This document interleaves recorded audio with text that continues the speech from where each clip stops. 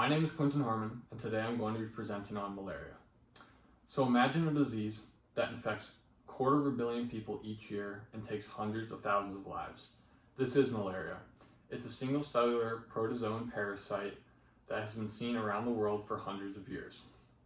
Today I'm going to be talking about the mechanisms of how it works in our body, the signs and symptoms it causes, our current treatment methods, and potential solutions to stop the transmission of this disease. So malaria is caused by a single cellular protozoan species from the Plasmodium genus. Specifically, it's caused by Plasmodium falciparum, and the most common method that is transmitted by is the Anopheles mosquito, which is seen here on the right. The other common transmission methods include blood transfusions as well as sharing needles. The early signs and symptoms are going to include fever, chills, headache, nausea, and vomiting. But as more red blood cells are lysed and the protozoa spreads throughout our body, we're going to see more severe symptoms including muscular joint pain, coma, respiratory issues, anemia, and eventually death. So while this disease is not prevalent in the United States, it is most commonly seen in Southeast Asia, Sub-Saharan Africa, and parts of Central and South America. And this is a really important disease to talk about because of its really high prevalence around the world. In 2022, the CDC found that 249 million of cases happen around the world with over 600,000 deaths. Because it's so prevalent, we need to understand the disease mechanisms and ways that we can develop new treatments and stop the transmission of malaria. So the causative agent of malaria is a single cellular protozoa. It comes from one of 4 Plasmodium species. The most common is Plasmodium falciparum, which causes 80% of malaria cases, and researchers have found that this specific species causes the most severe cases and the worst signs and symptoms of malaria. This picture on the right shows red blood cells, and these 2 dark purple cells are red blood cells that have been lysed or broken open by the protozoa. This is how this disease is going to spread throughout our body and cause worse symptoms. This is a really effective causative agent for 3 different mechanisms. The first is it's able to change our surface protein, specifically on hemoglobin. So when it binds to its host cell, the protozoa is able to change those surface proteins and go undetected by the immune system, allowing it to live for longer and spread before the immune system begins to fight back. The second mechanism is it's able to digest hemoglobin. It does this to provide nutrients for itself, and it allows it to replicate and grow in our body. The third is rapid asexual reproduction. So this microorganism can rapidly reproduce in our body, and this fast reproduction rate is what leads to the severity of the disease. The faster that's able to reproduce, the more severe we're going to see. Transmission of this disease specifically involves 2 hosts, the Anopheles mosquitoes and humans. This picture here on the right shows the 4 different stages of transmission. The first stage is transmission from infected mosquito to a healthy human.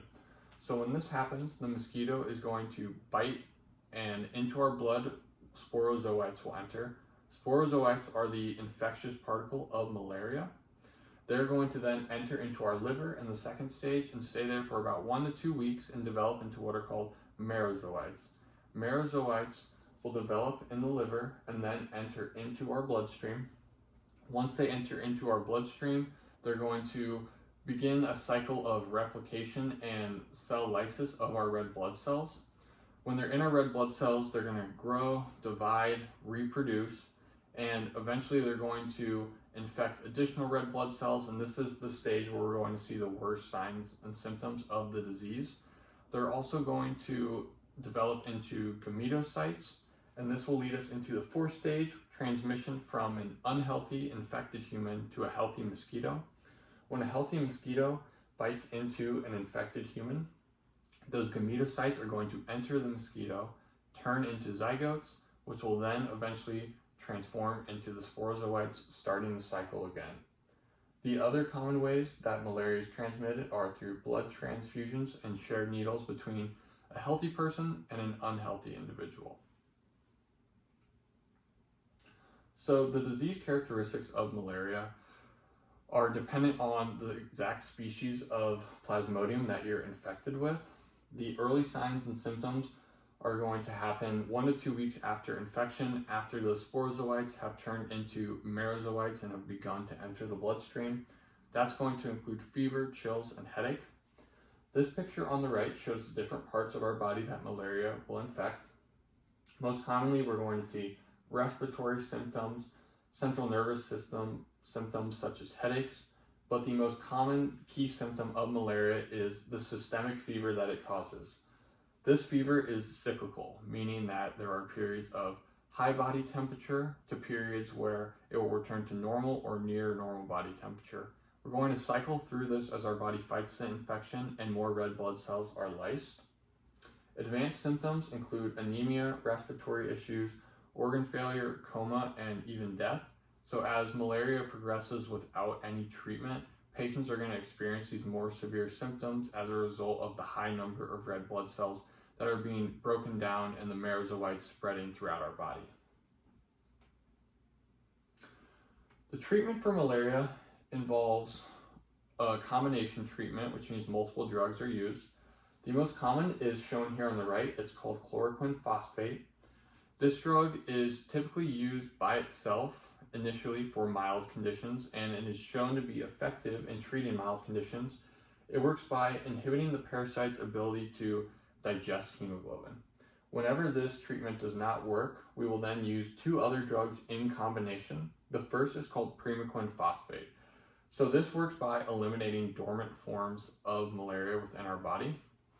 So by eliminating the dormant forms of the parasite, we are going to be able to prevent relapses of that cyclical fever and hopefully prevent transmission of this disease.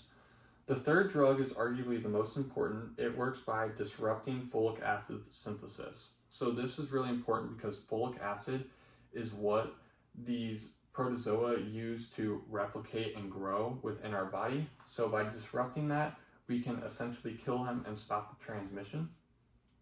And so this drug often gives people with malaria rapid symptom relief within days because it is able to stop that replication and stop the spread throughout the body.